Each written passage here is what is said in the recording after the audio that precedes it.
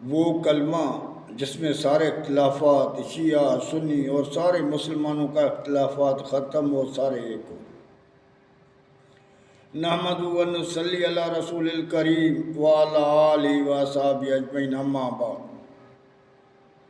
اعوذ باللہ السمیع العلیم من الشیطان الرجیم من حمزہ ونفخہ ونفثہ، بسم اللہ الرحمن الرحیم۔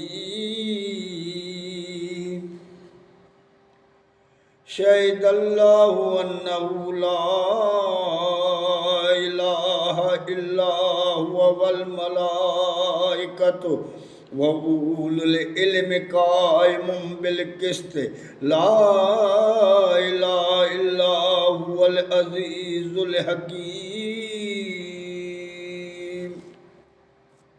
آج میں وہ کلمات بتاتا ہوں جس میں سارے مسلمانوں کا اختلافات ختم، شیعہ سنی سارے اسلام کہ مسلمان بھائی بھائی بن جائے، ایک ہو جائے۔ جب ایک ہو جائے گا تو ایک طاقت اور قوت بن جائے گی، جو اللہ بھی پسند کر رہا ہے، اور سارے نبیوں نے یہی پیغام دیا، اور اللہ کے محبوب نے بھی یہی پیغام دیا، صحابہ کرام نے بھی یہی دیا، اور اہل بیت نے بھی یہی پیغام دیا۔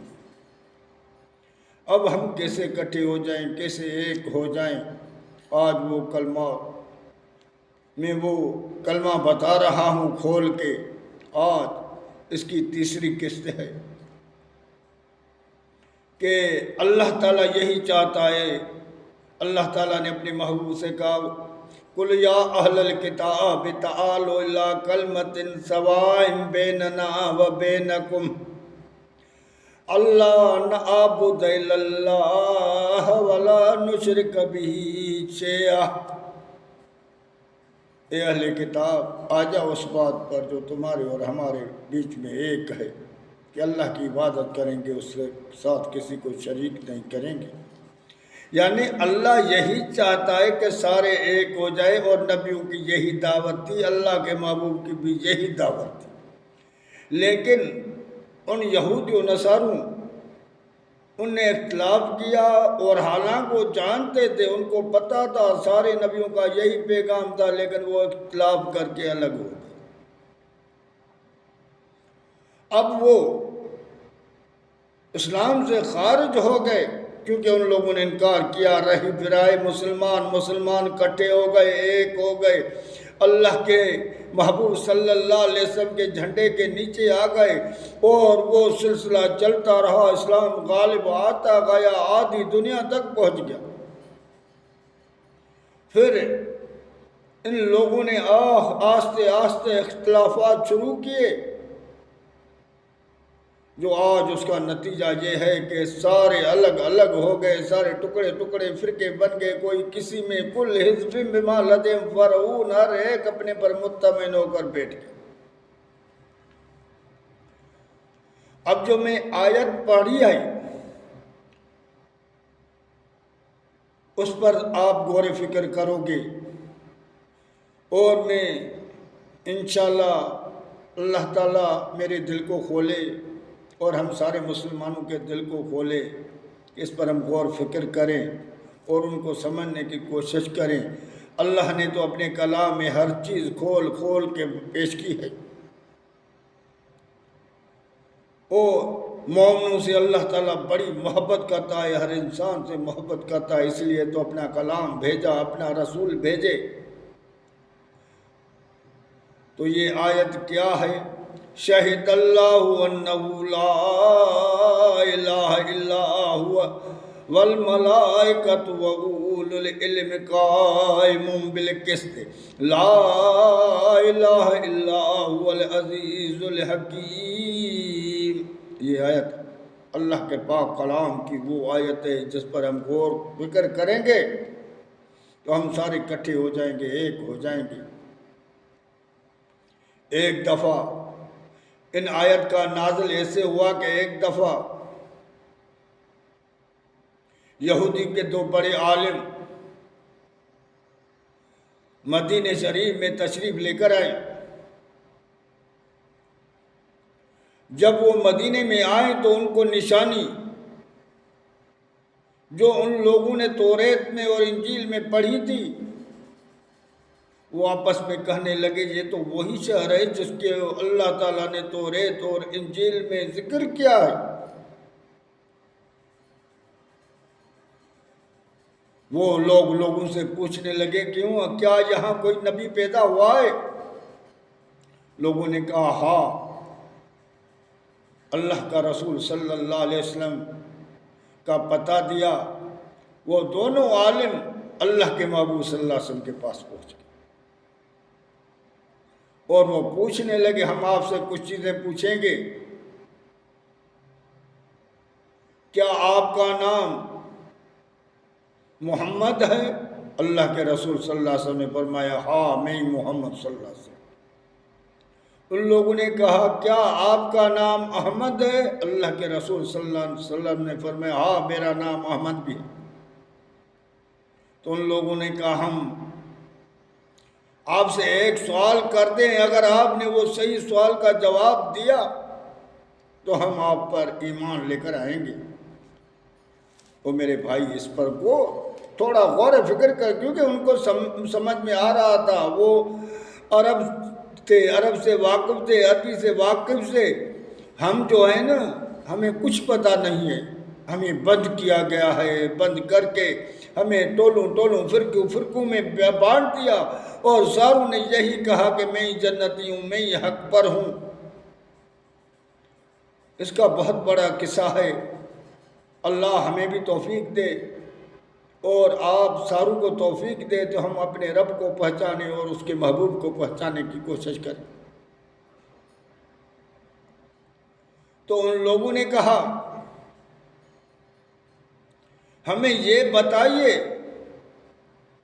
اگر آپ نے حقیقی اور سچی بات بتائی تو ہم آپ پر ایمان لے آئیں گے کہ آپ کے کتاب میں سب سے بڑی میں بڑی شاہدی کون سی ہے؟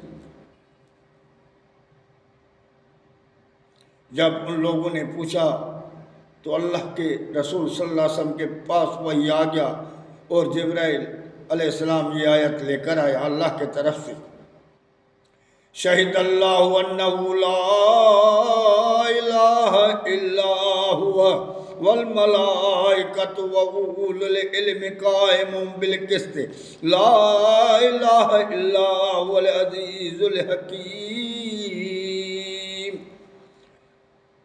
اللہ شاہدی دیتا ہے، کیونکہ سب سے بڑی جو شاہدی ہے اللہ کی شاہدی ہے، جس کے لیے اللہ شاہدی دے اس کے برابر کوئی چیز نہیں ہے، کیونکہ سب سے بڑی شاہدی جو ہے وہ اللہ کی ہے۔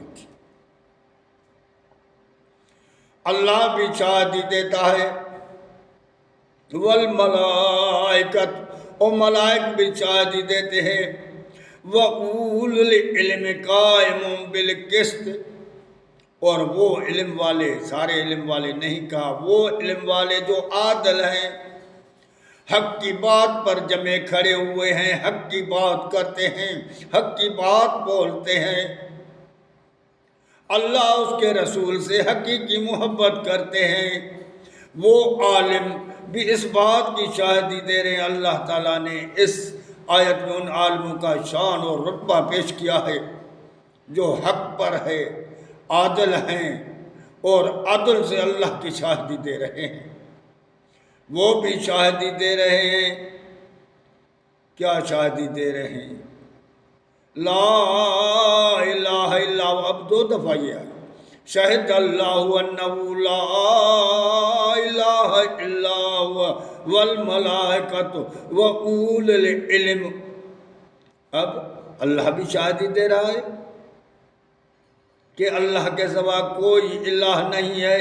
اب اللہ کی میں آپ کو وضاحت کر کے کھول کے بتاؤں گا۔ اللہ کے حکم سے اگر غور و فکر کرو گے تو آپ کو سمجھ میں آئے گے کہ سارے فرقے جھوٹ ہیں اور فریب پر بندھے ہوئے ہیں۔ اللہ کی بات حق ہے اور اس کے رسول کی بات حق ہے۔ ابھی تو یہ قرآن کی بات صرف ہمیں سمجھ میں آ جائے تو اللہ شاہدی دے رہا ہے کہ اللہ کے سوا لا الہ الا ہوا، اب کوئی الہ نہیں ہے، نفی ہے، نفی جنس کی ہے۔ وہ جنس کیا ہے ہم وہ آگے آپ کو بتاؤں گا انشاءاللہ، اگر اللہ نے ہمیں توفیق دی اور ہماری حیاتی نے ساتھ دیا تو انشاءاللہ آگے میں اس کو کھول کھول کے بتاؤں گا۔ اللہ بھی شاہدی دے رہا ہے کہ اللہ کے سوا کوئی الہ نہیں ہے، ملائک بھی شاہدی دے رہے ہیں، اولو العلم بھی وہ بھی شاہدی دے رہے ہیں کہ لا الہ الا ہوا، وہ عالم جو حق پر جمے ہوئے ہیں وہ بھی شاہدی دے رہے ہیں کہ اللہ کے سوا کوئی الہ نہیں ہے۔ وَهُوَ الْعَزِيزُ الْحَكِيمُ، وہی حکمت والا، وہی قریب ہے۔ ہمیں ان بات کو اس کے پیچھے کا کیا کہہ رہا ہے؟ اگر تمہیں یہ چیز سمجھ میں آ جائے گی کیا لا الہ الا ہوا، پھر کیا کہتا ہے ان الدین عند اللہ الاسلام، تو پھر اللہ کے پاس ایک ہی دین ہے، اسلام۔ وَمَا اخْتَلَفَ الَّذِينَ أُوتُوا الْكِتَابَ إِلَّا مِن بَعْدِ مَا جَاءَهُمُ الْعِلْمُ بَغْيًا بَيْنَهُمْ وَمَن يَكْفُرْ بِآيَاتِ اللَّهِ فَإِنَّ اللَّهَ سَرِيعُ الْحِسَابِ۔ میرے بھائی، اگر ان پر آپ غور سے انشاءاللہ اس کے بعد جو آخری ہوگی قسط، چوتھی قسط ہوگی جس میں اس چیز کو کھول کے وضاحت کر کے بتاؤں گا اور کھول کھول کر آپ تک یہ پیغام پہنچاؤں گا۔ آپ ان آیتوں پر غور و فکر کرو گے تو سارے فرقوں سے الگ ہو کر اللہ اور اس کے رسول کے لیے زندگی بسر کرو گے اور ایک ہو جاؤ گے، نفرتیں بغض سارے نکل جائیں گے۔ یہ اللہ تعالیٰ نے اس آیت میں وضاحت کیا ہے کہ جو کلمے وہ کلمے ہیں جس کو ہم سمجھنے کی کوشش کریں، جس پر ہمیں غور و فکر کرنے کی کوشش کریں۔ ہمارا ایک ہی کلمہ ہے، اللہ ایک ہے، رسول ایک ہے، قبلہ ایک ہے، کلمہ ایک ہے، تو اختلاف کہے کہ جو اختلاف کر کے ہم ٹکڑے ٹکڑے ہو گئے، ایک دوسرے سے فتویٰ لگا رہے ہیں، ایک دوسرے سے نفرتیں کر رہے ہیں، تو وہ کیوں ہیں؟